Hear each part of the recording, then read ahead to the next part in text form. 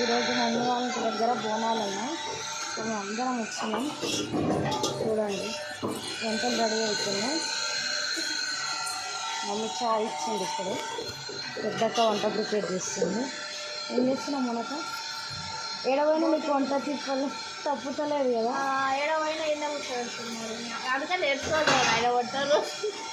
చూడండి ఫ్రెండ్స్ ఎట్లా ఉంటుంది. లహరిక ఈరోజు ఏడికి వచ్చినావు? నేను మా అమ్మమ్మ వాళ్ళ ఇంటికాడికి వచ్చాను. ఎందుకు? బోనాలు అవునా? మిల్కి ఏడికి వచ్చినావు నువ్వు? అమ్మమ్మ వాళ్ళ ఇంటికి. నువ్వెందుకు వచ్చినావు? బోనాలు అవునా?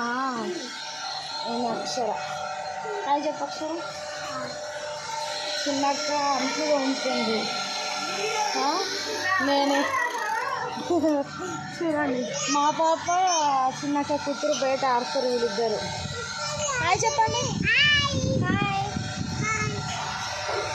ఇంకా వచ్చేసి లోపల మమ్మీ వాళ్ళు ఏం చేస్తారంటే పట్టుకోమనక పట్టుకో.